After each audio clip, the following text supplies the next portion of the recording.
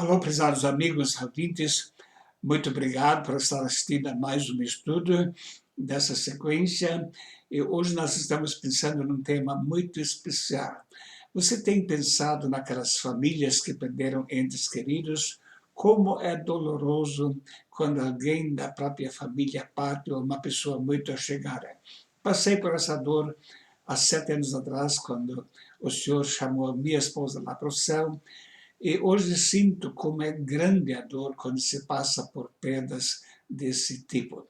E por isso, o nosso tema hoje está relacionado a essa dor, teologia do sofrimento. Como é que podemos compreender o sofrimento de uma pessoa? Por exemplo, muitas vezes a pessoa questiona: onde estava Deus? Onde estava Deus quando o meu familiar faleceu? Onde está Deus quando tem tantas pessoas passando fome? E assim por diante. Por que preciso sofrer se vivi em integridade? É uma pergunta que já tinha, depois de um tempo de sofrimento muito grande. Como explicar as ações de Deus na existência do mal e do sofrimento e da dor? Por exemplo, quando crianças morrem. Então, a pessoa pode se questionar ou questionar por que Deus permite o sofrimento. E algumas pessoas até ficam revoltadas. Por que uma pessoa tão boa e útil teve que morrer tão cedo? Especialmente agora no tempo de pandemia, e quando a própria família às vezes nem pode acompanhar o sepultamento da pessoa. Sofrimento não é apenas como doenças e dores físicas, mas aflições de qualquer natureza, como tristeza, dor, angústias, tribulação, etc. Sofrimento na perspectiva de Deus. Como é que Deus olha para o sofrimento da pessoa humana? O propósito dos hebreus ao sair do Egito era obedecer a Deus em tudo. Nós lemos: e tomou o livro da aliança e o leu aos ouvidos do povo, e eles disseram: tudo que o Senhor tem falado faremos e obedeceremos. Então, Israel, o povo de Israel, tinha o propósito de realmente obedecer ao Senhor. Porém, nós lemos então uma das razões do sofrimento para manifestar o estado do coração da pessoa, se a pessoa realmente vai obedecer ou não. E te lembrarás de todo o caminho pelo qual o Senhor teu Deus te guiou no deserto esses 40 anos para te humilhar e te provar, para saber o que estava no teu coração, se guardarias os seus mandamentos ou não. Deuteronômio 8, verso 2. Então, no meio da tribulação, no meio da situação difícil, vai se manifestar realmente o estado do coração. Quando está tudo bem, a pessoa pode viver tranquilamente e até estar satisfeita. Mas quando vem a dor, aí se manifesta realmente o estado do coração da pessoa. E qual foi a reação? Aqueles que disseram que obedeceram tudo, e toda a congregação dos filhos de Israel murmurou contra Moisés e contra Arão no deserto, e os filhos de Israel disseram-lhes: quem dera tivéssemos morrido por mão do Senhor na terra do Egito, quando estávamos sentados junto às panelas de carne, quando comíamos pão até fartar. Porque nos tendes trazido a esse deserto para matar-lhes de fome a toda essa multidão. Então, note, aqueles que haviam dito que iriam obedecer em tudo, quando entraram na provação, começaram a murmurar. Como é que nós reagimos quando falta coisas, quando não tem emprego, quando falta dinheiro e assim por diante?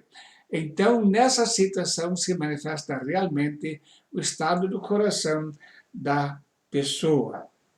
Em segundo lugar, a aprovação, além de servir para mostrar o estado do coração, também serve de testemunho perante os anjos caídos, que estão nos acusando perante Deus.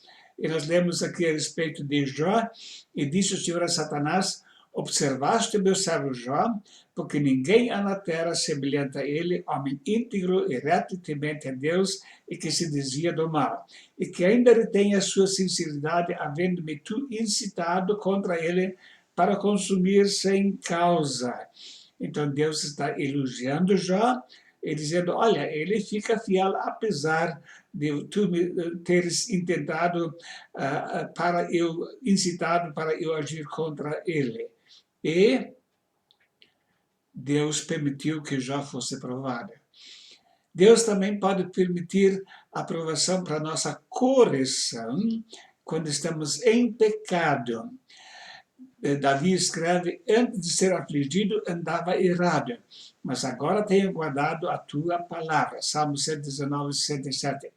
Então, Davi estava em pecado, ele recebeu o castigo pelo pecado, e então ele disse, agora eu guardo a tua palavra. Deus pode mandar uma correção, uma punição, para a pessoa se corrigir do seu pecado. A Bíblia fala, entre esses foram Himeneu e Alexandre, os quais entreguei a Satanás, para que aprendam a não blasfemar. Então, às vezes, a pessoa pode precisar passar por sofrimento terrível, para se desviar do caminho mau, para não se perder, mas para realmente seguir ao Senhor. Porque o Senhor corrige o que ama, e açoita qualquer que recebe por filho.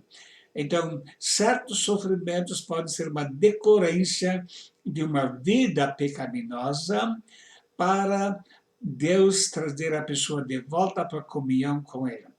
Já conversei uma vez com um homem que, em consequência do pecado, estava num estado lastimável, nem sequer podia falar mais, mas ele dava sinais para sua esposa, para ela contar a história, e ela então contou. Ele reconheceu, estou no sofrimento porque vivi em pecado. A pessoa também pode sofrer como prevenção para não cair em pecado e para que não me exaltasse pela excelência das revelações, foi-me dado um espinho na carne, a saber, mensageiro de Satanás para me esbofetear a fim de não me exaltar, acerca do qual 3 vezes orei ao Senhor para que se desviasse de mim. E disse-me, a minha graça te basta, porque o meu poder se aperfeiçoa na fraqueza. De boa vontade, pois, me gloriarei nas minhas fraquezas, para que em mim habite o poder de Cristo. No caso do apóstolo Paulo, Deus sabia que ele ia ficar orgulhoso com as revelações que ele recebia. Então Deus lhe pôs um espinho na carne para ele não ficar orgulhoso e para ele poder continuar sendo útil na obra de Deus. Ele orou 3 vezes. E Deus disse, a minha graça te basta. Mas não é só isso, a pessoa, às vezes, é também chamada para Deus através do sofrimento. Um jovem estava muito arrogante, de família abastada, tinha colegas cristãos na classe onde estudava, esses testemunhavam da sua fé, ele sempre zombava. O que vocês estão achando? Eu sou jovem, eu sou forte, eu vou agora seguir a Cristo, eu vou aproveitar a vida. E para se exibir, ele comprou uma lancha e saiu a toda velocidade lá para o meio do mar. A escola ficava próxima e os colegas podiam ver ele se exibindo. Só que veio uma tempestade grande, ele bateu com seu barco contra uma rocha, a rocha despedaçou o barco dele, ele mal e mal conseguiu subir para se segurar nas pedras, estava tudo ferido. Então ele disse a Deus, se o Senhor mais uma vez me der uma chance, eu agora vou seguir a Cristo. E pouco tempo depois veio uma lancha salva-vidas, tirou ele de lá, levou para o hospital, e quando 3 dias depois saiu do hospital, ele já havia esquecido o propósito dele. Voltou para a escola, e novamente disse, eu sou homem, enfrento qualquer coisa. E novamente ficou zombando. E o pai lhe deu um carro novo para substituir a perda da lancha. Ele pegou a namorada, foi em alta velocidade, bateu numa árvore, a namorada dele faleceu instantaneamente. Ele foi para o hospital com um monte de fraturas. E quando estava lá no hospital, primeira vez que ele podia olhar dentro do espelho, ele viu seu rosto costurado e braços e tudo com marcas. Então ele disse: essas são as marcas da minha teimosia. Vou ficar com elas para sempre para alertar outros jovens. Quando ele saiu do hospital, os pais queriam fazer uma cirurgia plástica, mas ele disse: não, eu quero ficar com essas marcas para alertar outros jovens para não fazer a mesma loucura que eu fiz também. E assim ele realmente o fez. Então Deus pode usar, às vezes, uma circunstância muito difícil para chamar a pessoa para ele, para que a pessoa não se perca por toda a eternidade.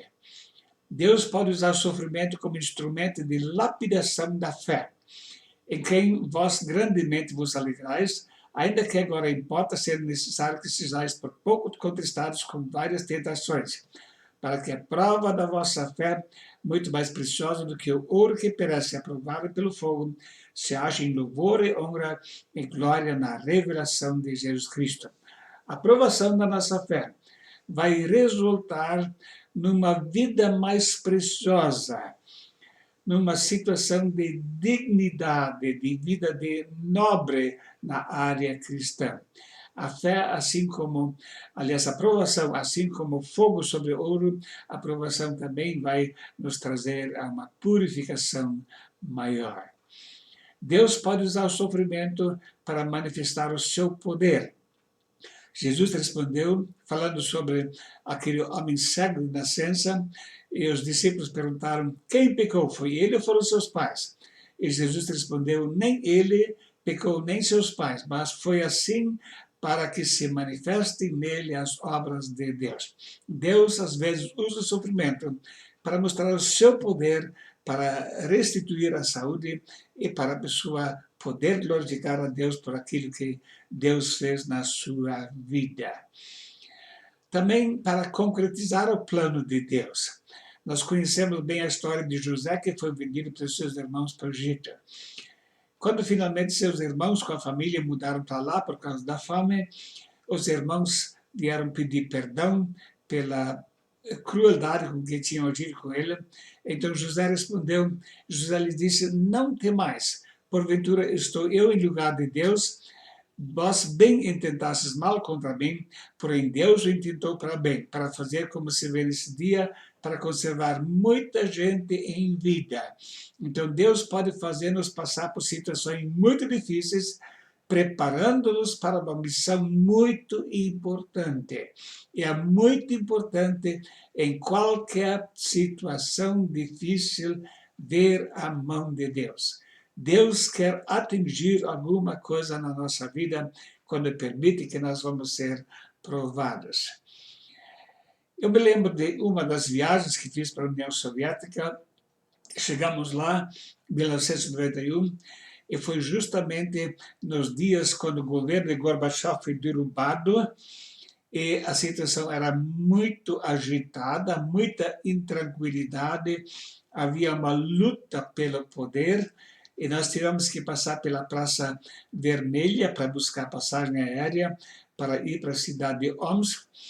E quando nós estávamos voltando, havia muitos tanques de guerra ali, e nós ficamos pensando, se Deus nos colocou aqui é com propósito. Vimos que havia pessoas entregando literatura para esses soldados oficiais, então nós pensamos, e por que nós não podemos também? Subimos nos tanques e entregamos folhetos evangelísticos para essas pessoas. E algumas pessoas agradeceram muito de todo o coração. Deus nos colocou numa situação na qual nós não queremos chegar sem essa situação, sem que houvesse esse levante ali dos militares. Nunca seremos convidados para ir num quartel para entregar literatura, mas lá na praça pudemos fazê-la. Depois fizemos uma viagem para uma outra região e o nosso carro estragou. E novamente logo veio a pergunta, por que Deus permite que o carro estrague, visto que nós temos um trabalho importante a realizar numa cidade? Para consertar o carro, nós precisamos procurar, então, um mecânico, o distribuidor estava quebrado, não havia novos para comprar lá na cidade, então alguém nos indicou uma família onde tinha um mecânico. Chegamos até lá e quando ele perguntou quem nós éramos, fomos apresentados como missionários. Então, na conversa, ele disse: "Eu nunca tive missionários cristãos na minha casa." Mandou a esposa servir comida para nós e passamos, então, horas evangelizando uma família de maometanos. Numa outra situação, os maometanos nunca iam nos convidar para evangelizar, mas precisamos passar por essa situação para poder levar o evangelho para aquela família. Depois precisamos viajar 3 dias e 3 noites de trem, lá perto da fronteira da China, no outro lado dessas montanhas já está a China, e novamente ficamos pensando, por que esse tempo todo? Por que não conseguimos passagem aérea? Mas começamos logo a entregar folhetos para as pessoas e conseguimos finalmente uma cabine onde havia uma senhora. Ela, quando recebeu os primeiros folhetos, logo nos chamou para conversar e disse: "Eu sou professora de jovens na minha cidade, de mais de 1 milhão de habitantes. Eu era responsável para ensinar o ateísmo, agora tudo fracassou. Agora vocês estão trazendo aquilo que a nossa mocidade está precisando." Ela disse: "Vocês estão nesse trem pela vontade de Deus. E mais de 100.000 jovens vão ser atendidos com essa literatura. Deus mandou vocês para cá." Então, não era por acaso. Deus sempre tem o seu propósito em cada situação. E para manifestar a sua gratidão, elas compraram caranguejo e melancia para a gente comer e pudemos assim conversar bastante durante mais de 2 dias sobre o Evangelho de Jesus Cristo. O sofrimento é usado para glorificar a Deus.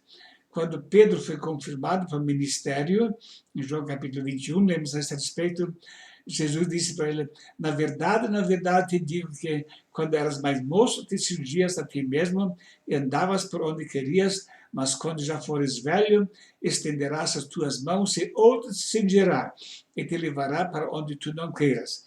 E disse isso significando com que morte havia ele de glorificar a Deus. E dito isso, disse: "Segue-me." Então, notem, Deus é dono da nossa vida. Ele pode nos usar da forma como Ele quiser, para a sua glória.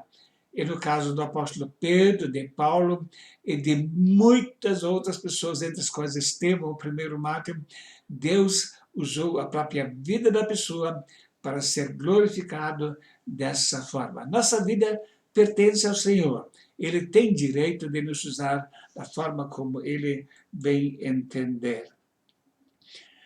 Jesus, ouvindo isso, disse: "Essa enfermidade não é para a morte, mas para a glória de Deus, para que o Filho de Deus seja glorificado por ela." Trata-se aqui da morte de Lázaro, e Jesus deixou claro, essa morte é para que o Deus seja glorificado. Essa enfermidade não é para a morte, mas para a glória de Deus. Então veja novamente uma afirmação que nos mostra que Deus pode usar as mais diversas circunstâncias para a sua glória. Nós fomos criados para a glória de Deus. Isaías capítulo 43, verso 7. A razão da nossa existência é glorificar a Deus, e Deus usa muitos meios para ser glorificado pela nossa vida. Lemos a respeito de um paralítico que foi curado, e levantando-se logo diante dele, se tomando a cama em que estava deitado, foi para sua casa, glorificando a Deus. E todos ficaram maravilhados, glorificaram a Deus e ficaram cheios de temor, dizendo: "Hoje vimos prodígio." Esse homem precisou passar por enfermidade muito grave, paralítico, e ele mesmo glorificou a Deus e a multidão glorificava a Deus. Sofrimento sem causa conhecida. Nem sempre a Bíblia nos explica por que sofremos.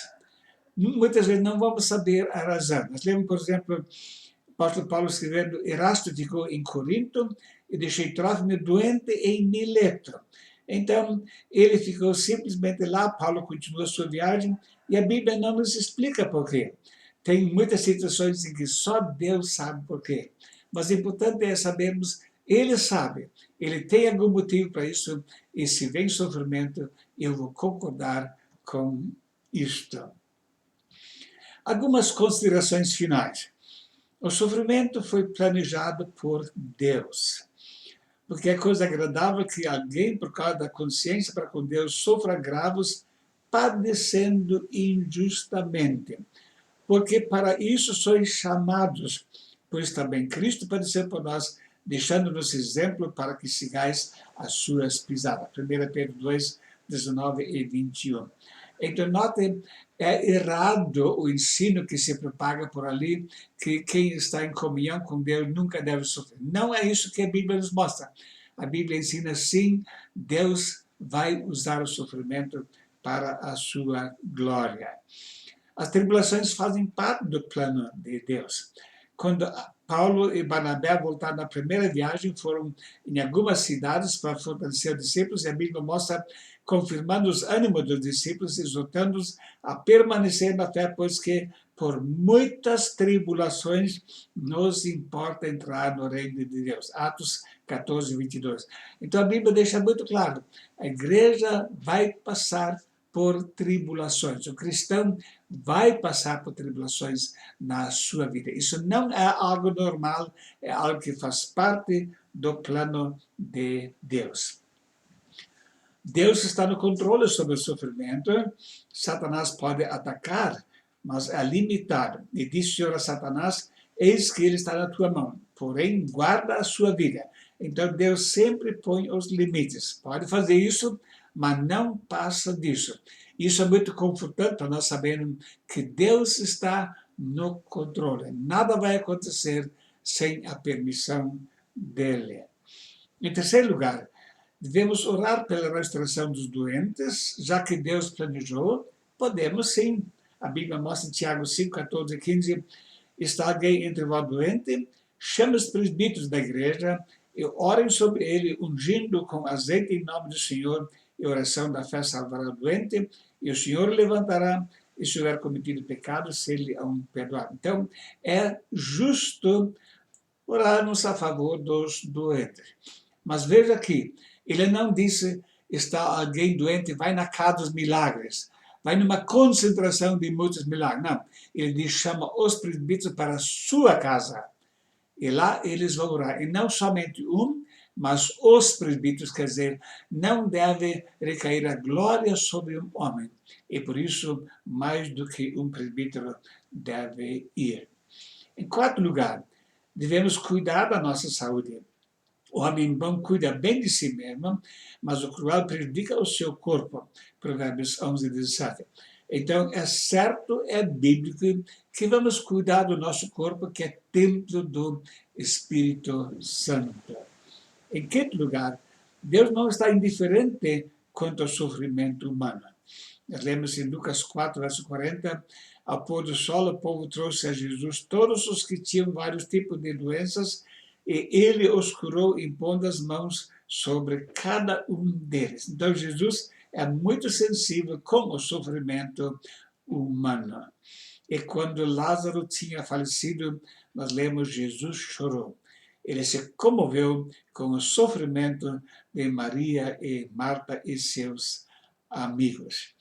A Bíblia diz, alegrai-vos com os que se alegram e chorai com os que choram. Devemos ter compaixão com aquelas famílias onde as pessoas estão sofrendo. Em sexto lugar, nunca devemos nos alegrar no sofrimento alheio. Às vezes uma pessoa, quando vê alguém que não lhe é muito simpático, até lhe causou mal, fica pensando, bem feito. Mas não é isso que a Bíblia ensina. Nem entrar pela porta do meu povo no dia da sua calamidade, sim, tu não devias olhar satisfeito o seu mal no dia da sua calamidade, nem lançar mão dos seus bens no dia da sua calamidade. Então, não olhar satisfeito, mesmo que seja um inimigo, mas eu não devo me alegrar no sofrimento alheio. Provérbios 24, 17 e 18.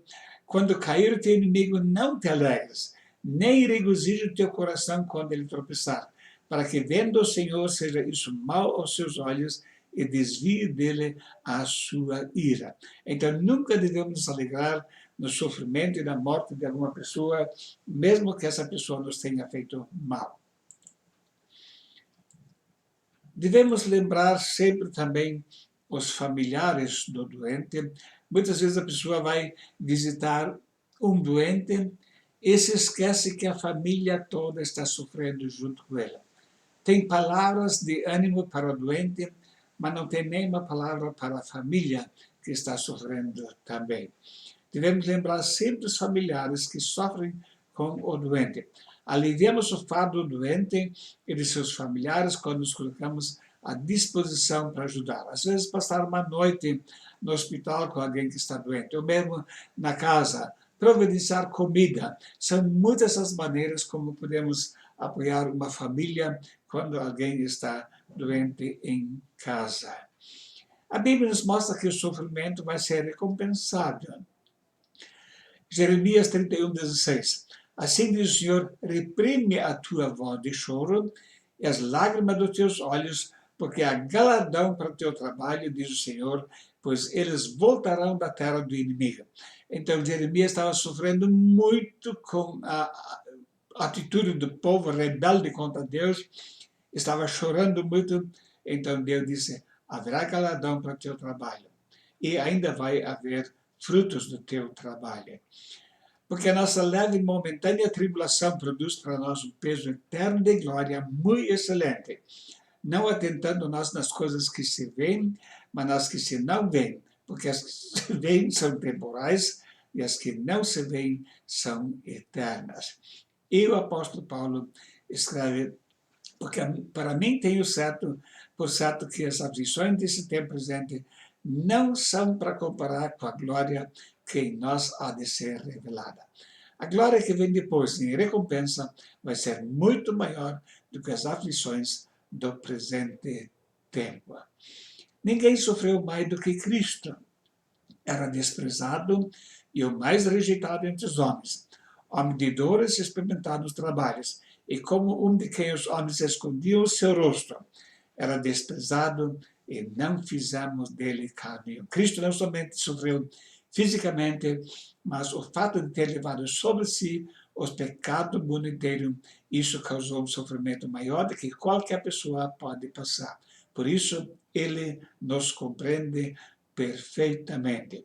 Verdadeiramente, ele tomou sobre si as nossas enfermidades e as nossas dores levou sobre si, e nós o reputamos por aflito, ferido de Deus e oprimido. Porque também Cristo padeceu uma vez pelos pecados, o justo pelos injustos, para levar-nos a Deus, mortificado na verdade na carne, mas vivificado em espírito. 1 Pedro 3, verso 18. Conflitos quanto ao possível castigo de Deus. Já atendi várias vezes pessoas que, na hora da dor, ficaram pensando e até perguntando, será que Deus está me castigando por algum pecado? Já tinha esse conflito também. Se pequei, que te farei, ó guarda dos homens? Por que fizeste de mim um alvo para ti, para que a mim mesmo me seja pesado? Por que não perdoas a minha transição e não tiras a minha iniquidade? Porque agora me deitarei no pó e de madrugada me buscarás e não existirei mais. Já tratou essa pergunta perante Deus. Se eu estou em pecado, então perdoa, por favor, eu quero ficar livre e quero finalmente que esse sofrimento vai passar. Então, vamos pensar em alguns fatos. O sofrimento não acontece por acaso, o sofrimento nos deve levar para cumprir o propósito de Deus, Deus está no controle do sofrimento, Deus deve ser glorificado pelo sofrimento e haverá uma recompensa para os sofredores. Muito obrigado. Comentários e perguntas podem ser dirigidos para esse endereço. Que Deus o abençoe ricamente. Bom dia para você.